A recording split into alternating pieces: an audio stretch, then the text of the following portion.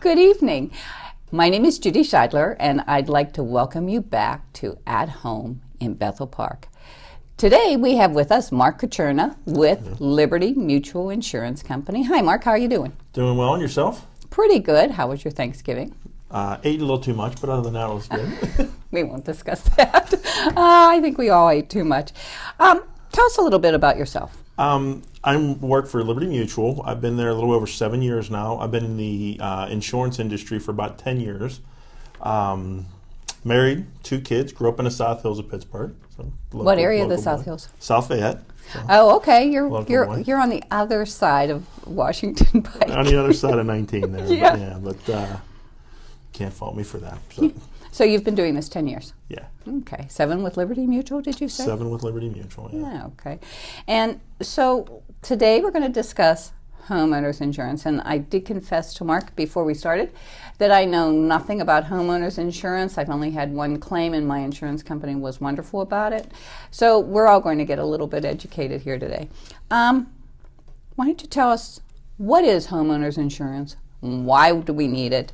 And All right. why people what they don't understand the most about their insurance. Great question. First of all, a lot of people think that they understand a lot about it until something happens.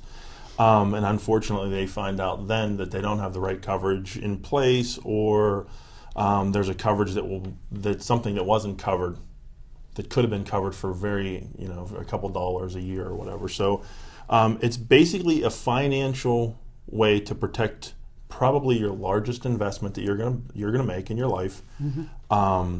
It protects your dwelling, which is your home, the structure itself. Okay. It protects your personal property, which is basically if you take your roof off your house, turn it upside down and shake it, everything falls out, from clothes, pots, pans, dishes, pretty much you name it that's not connected to the house that falls off. So if the carpet that's connected to the ground falls under dwelling, the carpet, the remnants or whatever that would come out are my actually throw personal rugs? property. They're actually personal property. So it gets that broken down off of those two of them. But then it also gives you liability coverage to where that's if someone falls on your property, gets injured, and different things that way. And for very inexpensive, or pretty inexpensive way, you can protect, like I said, probably your largest purchase you have. So. Okay. So setting aside the issue, you just said something I thought about. Setting aside the issue of the house, and we'll get back to that. You said liability. Interestingly enough, you just reminded me, I actually did have one other insurance claim in my life, and that's when my son hit a baseball into my neighbor's car window. My homeowners covered that. Correct. And for all of the golfers out there, if you're on a golf course, you hit a golf ball, and the golf ball hits somebody's house, it actually comes back on your liability. If you hit somebody with the golf ball besides a person and they sue you, it actually comes back on your liability on your homeowners. Okay, so your homeowners covers you in more ways than just your dwelling and your property and your dwelling. Absolutely, absolutely. So it does cover you, and it covers you off your property. It covers dog bites. It covers... there's a lot of different ways that I will say that it covers, but you had to bring that up. There's a whole other question too now about dogs too. There are some dogs that your insurance companies won't let you have. There are certain dogs. There are also certain criteria. There are aggressive dogs, and most companies have the same list. There are some companies that have different lists. Mm-hmm. A dog different here or there. But some of the important things, if you have kids under 12, okay. If your dog's not up to date on shots, okay. If the dog has a prior incident, if your yard's fenced, and not by an electric fence, but actually by a fence to where it could protect basically your dog from getting out or another dog from getting in your yard. So there's definitely some ways that you can have a dog that normally wouldn't fall under the safe guidelines, but you can have coverage for them if you meet the certain requirements. And a lot of times it's a matter of just asking your insurance company. And making sure your dog's properly supervised and Correct. Properly restrained within the property. Correct. So they're looking at a liability of your dog actually getting out and hurting someone else. Correct. as opposed to who's on the property. Well, unfortunately, if somebody else comes on your property, that's why they want a fence. Oh, okay. It's as much to keep your dog in as it is to keep somebody else from coming onto your property. Oh, okay. Because if your dog does attack somebody on your property or not, even if they come on your property, unfortunately, it's going to come back to your insurance. So that's why they want the fence. I mean, it's basically a barrier on both ways. Do they have to put no trespass signs on that fence or anything? No, just the fence is enough of a statement that says, please stay out, this is private Correct. property? Okay, interesting. We're going to learn a lot today. So I interrupted your train of thought. Now, why don't you go ahead and tell us about the typical home insurance policy and what types of policies people can get? Okay. There are different levels of home insurance. I mean, you can go with a very basic, which is actually called basic, but you can go with a very basic policy and go up through a broader policy. I don't even recommend the basic. The difference between the two might be a 5% difference in premium from one to the other.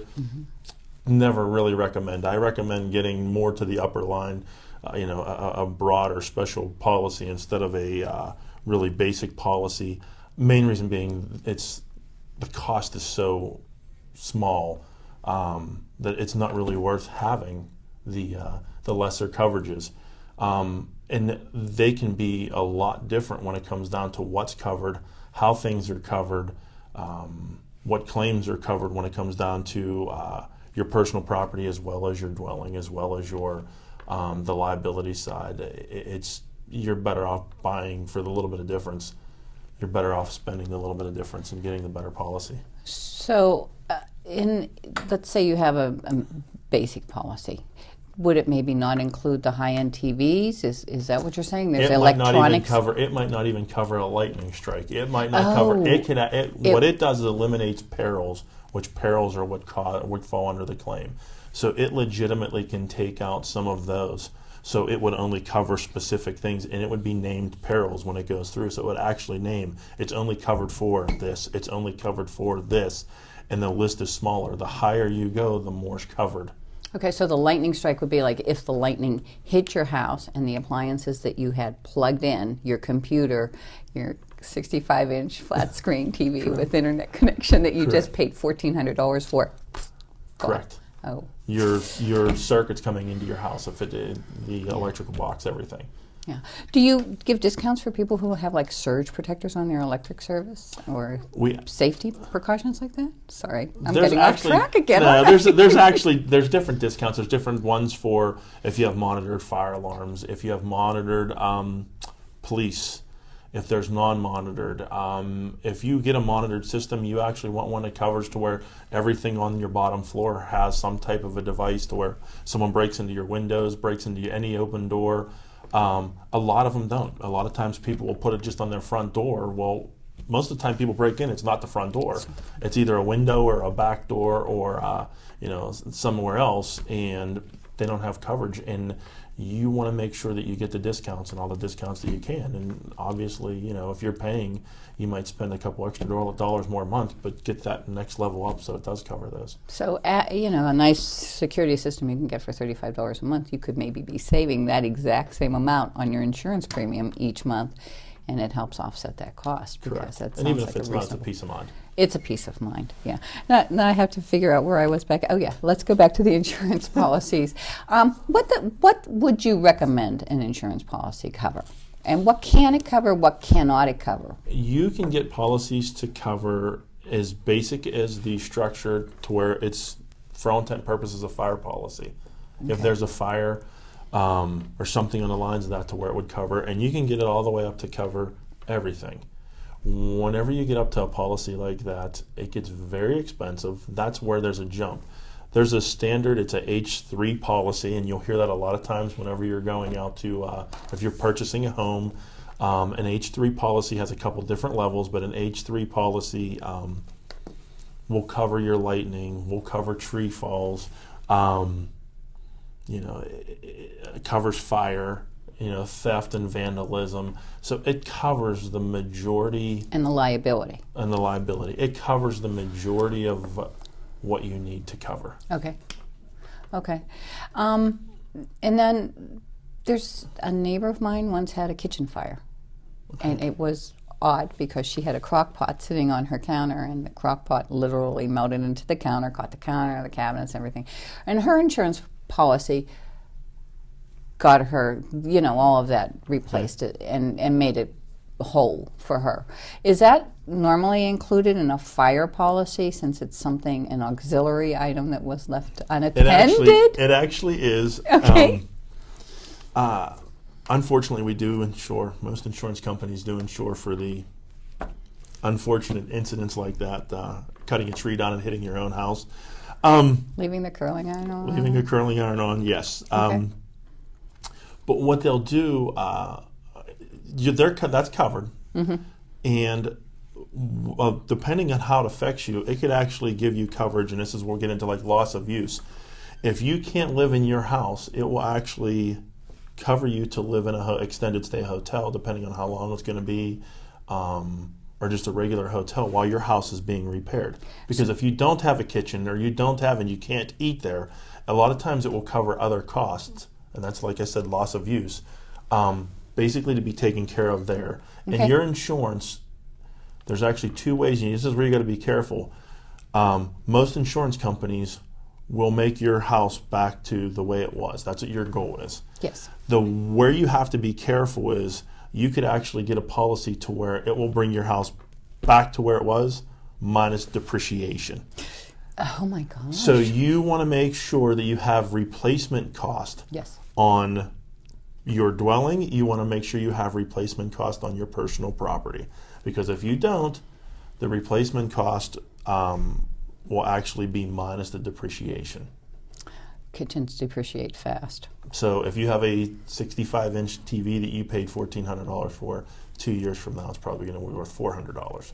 Yeah. So if the if lightning that. strikes, Yeah. So that's something that's very important, and it's something that you want to check on your policy. So basically what you're saying is you insure against the hazard, the lightning hitting the house and causing the fire from the neighbor's house catching your house on fire, and the fire from stupid. Correct. Okay. Yeah. We're good with that. We know fire from stupid. We've talked about this before. Okay. So in these policies, that's what they cover. And you can get it to either do replacement cost, depreciation cost, and I told you mine was what they used to call nail-to-nail coverage, or Correct. complete whatever. What about mold? That's actually a tough one there. Most H3 policies will give you $5,000 coverage. Okay. And most H3 policies are actually, from company to company, there's a lot that's the same, but then there will be stuff that's added to the top of that. Mm-hmm. You'll get to $5,000 coverage. It's beyond that to where it starts getting a little tricky on that side of it. And the thing funny about mold now is they've figured out ways to combat mold that actually brought the price way down. So for a while, insurance companies started getting very worried about it because the costs were very expensive to repair it. And now they've figured out ways, sometimes it's just easier to replace it in a section, or now they have chemicals that you spray it on and 24 hours later, there's not a sign of mold left. So because of that, it actually brought a lot of the cost down on the mold. So it's, that $5,000 covers it a lot of times. I remember Alltech ran into a client with a little house. She was selling her mother's house, and a hose broke on her washing machine and sprayed the basement with water while nobody was in the house. And for some reason, the insurance doesn't kick in when the house is unoccupied. Is that correct? It was a vacant home. And the house was up in Beaver Falls. It was back in the day. I'm not that young. It was maybe a $30,000 house, and at the time they wanted almost $16,000 to mitigate the mold, and it was crippling for this family. And mold is a big concern, and everybody has heard about Erin Brockovich or whatever her name is, and they all imagine that the mold is surrounding them in their walls. What about the ion treatments? Do you pay for that? I mean, the new ion treatments where they go in and zap it and supposedly they can everything? That's all part of the treatments. There's chemicals now that are just unbelievable. Do they like Is it, tent the house like they used to do for termites some or of it something? they actually don't have to. Okay. My neighbor actually went through it. Whenever they bought their house, they went through it, and their house was basically ripped half down. Whenever they got done, they ripped the walls out. They ripped and it was very bad. But sometimes it's depends on how it's covered. Theirs was actually caught after they purchased the house, so it wasn't really on them. They ended up a long drawn out situation, but. Does the insurance company continue to insure you after they find you have mold? Like if there's a water intrusion problem that was not addressed by the homeowner, do they continue They will, to carry and the that? main reason being, sometimes what it will do is it's going to eliminate the mold side, because it wasn't your fault. If you buy a house, it's not your fault, and sometimes there's certain things that do carry over. Okay. Which I'm glad you're bringing this stuff up. 3 of the most common things, and this is that people don't. One of the number one claims is your ice maker leaking, the hose coming to your ice maker, and it does thousands of dollars in damage. I didn't know that was covered under my home That's insurance. one of the top ones. 'Cause Mine normally leaked when we were on vacation and warped my kitchen floor. I had it replaced. Normally it ruins your kitchen floor. A lot of times it will ruin the actual subfloor, and it could be tens of thousands of dollars of damage. So that's covered. Well, where The- were you the- 12 years ago? I've only been in for 10. Okay. The water hookup for your toilet.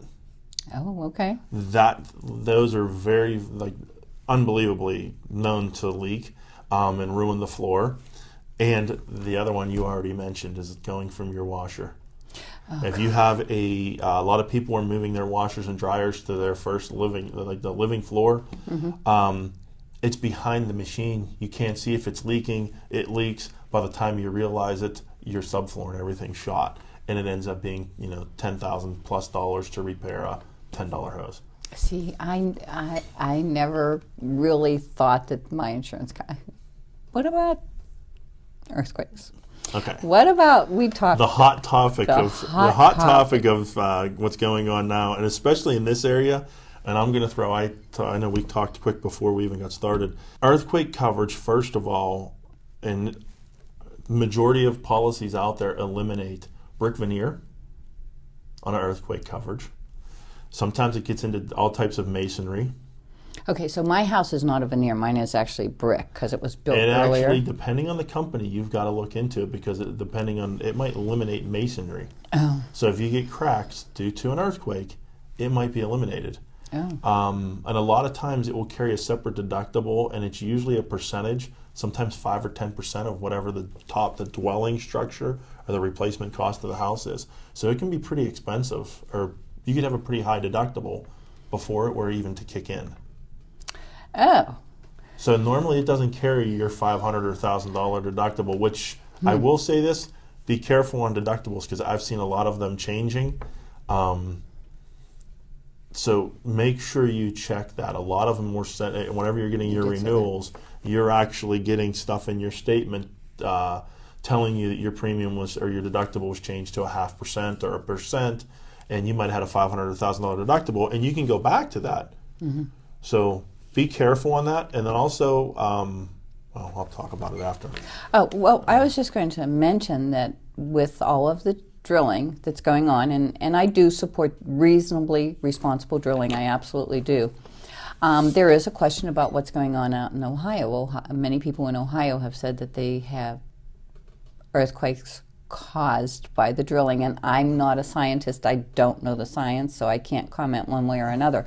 But if it's caused by drilling, where are we at? And I think that's the problem, because it's not just in Ohio. There's actually been earthquakes in Ohio. There was one not that long ago, like in Wyoming. There was in Oklahoma, or too. Oklahoma. And then there was also one a couple years back in Arkansas. And they haven't had one in forever. Yeah, but Arkansas is on a fault, aren't they? They haven't had an earthquake in forever Oh. until drilling started. So it was kind of one of those. So I don't know if it was over the drilling or not, but the problem comes in if there is an earthquake. How's an insurance company going to handle it? And truly don't know. Because of not having one here. We've had a couple. We had minor tremors, yeah. I remember being in college and having one, and feeling it when I was up in college. But the we truly, like, I can't say, because I know it comes down to our claims. I don't know how they're going to handle it, because if there's drilling going right down the road from you and there's an earthquake right in that area, and are they going to go after? And a lot of times what an insurance company will do is they'll pay the claim, but then they'll subrogate. They're going to go after that company. It could reach a And point, so- though, where insurance companies would not be willing And to that's do what I'm that. worried. If it hit a very widespread area and it was a very extreme earthquake, it might reach that area. Now, and I do know that this is this and one other one we're going to touch on real quick. This is a hot topic with insurance companies. Are they continuing to revise their policies on this as we go along? Are they doing any type of scientific investigations into the possibilities, or is there a National Insurance Association that sits down and develops criteria by which you will or will not Covered or acknowledge not covered. something? Well, I know that, the company that I work for, there is insurance companies to where the insurance, they do come kind of together to come up with certain things, and that's where, like, your basic homeowners policies and stuff are actually worked through, and a lot of them are set up together to where it covers the same types of coverage, and they do that as much to work with mortgage companies and different things. So mortgage companies know what will be covered, so they make sure their house and different things are covered. And So let there's me a just reason why interject that's something that way. That's something completely different than price fixing or whatever. This is creating an industry standard, and the prices will vary greatly from one insurance company to another. So we're talking about industry standards and nothing to do with pricing. I just Correct. wanted to No, make that and clear. that's exactly. You'll get 10 quotes and 10 different premiums. So it's Right. not and they'll all cover a lot of the same coverages. Some will add more, some will have a little bit less. I mean, it's kind of, there's definitely add-ons and stuff, but you have a basic policy and then there's stuff added on from there. So great point. But going back to that conglomerate thing where they make decisions. So what they do is it comes down to how stuff's going to be covered. But it's still up to the insurance company. Some insurance companies are going to say, you know what, hey, it's such a small, we're going to cover it for right now and be done with it. Other ones might fight it a little more. So it still comes down to the insurance company. So they meet to try to figure out different things that way and how it's going to be. But whenever it comes down to the coverage, it still comes down. I mean, there's times to where one insurance company is going to pay a claim and another one won't. Okay. And it really comes down to who goes out, the adjuster that goes out and looks at it, and how they classify it and how they classify, whatever happened. So you really can't just say one company's going to, one company's not. They can't as a group unless there's a concern. I mean, if it definitely is going to come down to where there's, I know a lot of companies pulled out of Florida because of hurricanes. Yeah, we'll get to that. I mean, but they did that for a reason, and it wasn't the companies came together. It was one company that left and the next company left. And, I don't see that happening in this area because it's not like there's an earthquake every week or something. It's not. But there's definitely concerns about it. Okay. So it's something, as homeowners, we should keep on top of so we know what's going on in our area. And if we need to talk to our insurance agents to adjust our policies or get clarification on the policies. You talked about Florida. And there's two things we'll bring up real quick about the insurance. I don't know how much time we have left. Three. Okay. First of all, my daughter, I just told you, is down in Florida. Go Orion, day after tomorrow. We're rooting for the launch. Go NASA. She has renter's insurance at her apartment, her condominium. Okay. She also has to take out insurance on the building itself. Is that typical, or No. is that a Florida thing? It's got to be a Florida thing. Okay. Huge. I will say this, and this is a very important, and I know we're getting close to the end here. Very, very, very important. If you have rentals and you rent them out, Yeah. highly, highly, highly recommend that you put in your lease that the person that lives there has a renter's policy. It's required. A lot for her. don't. I was going to say Okay. down there it is, but a lot in this area, I have a lot of people that I've talked to that don't. And what the liability does, if that person's cooking and they walk away and they accidentally catch the kitchen on fire, if they have a renter's policy, the liability in that will cover to repair the house. So then you don't get affected with the claim, it goes on their renter's policy. Okay. So it falls under the liability. It doesn't fall under the fire policy or the long-term rental policy that you have. So it's a great policy to have. It covers their personal property.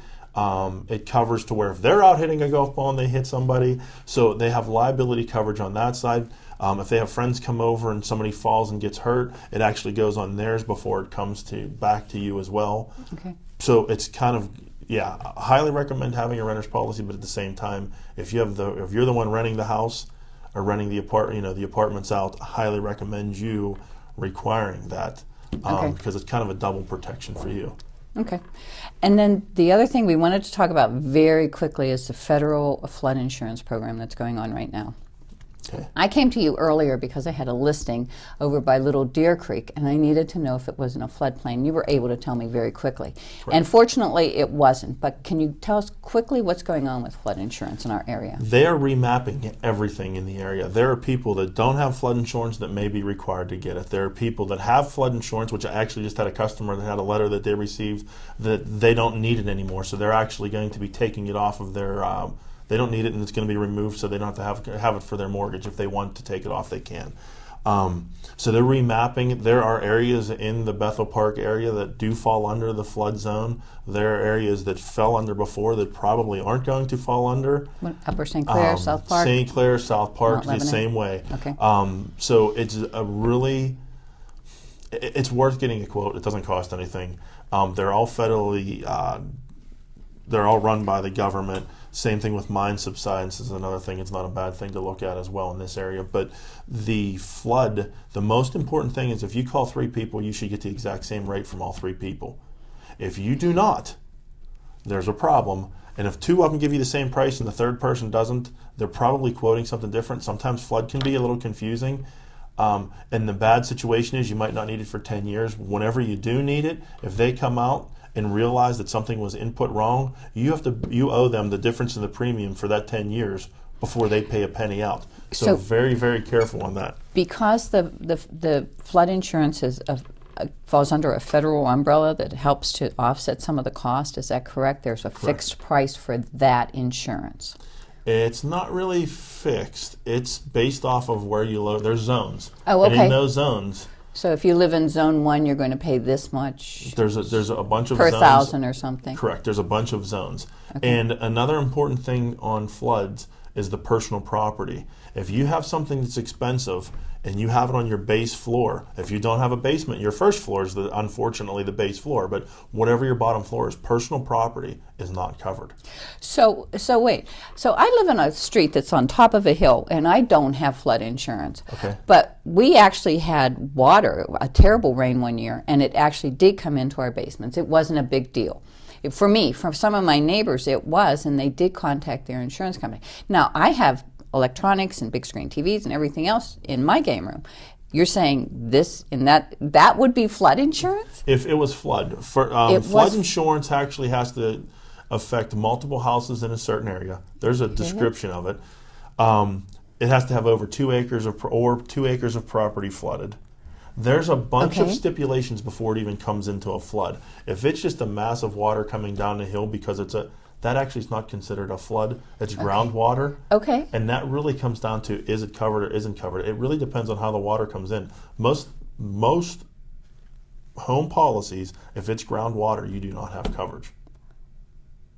Yeah, well, good thing it wasn't really bad. So most, if it's groundwater, if it gets into flood, you'd need a flood policy. And there's times to where you can be at the bottom of a cul-de-sac to where water can build up and affect the manhole multiple. covers blew off the time? That was exactly. like that was 2004. My parents' house got hit. Thank you very much, Mark. You were a wealth of information. Please look for Mark's information at the bottom of the screen. If you have any questions, please feel free to call him. And I would like to thank you all for joining us this evening at home in Bethel Park, and we will see you next time.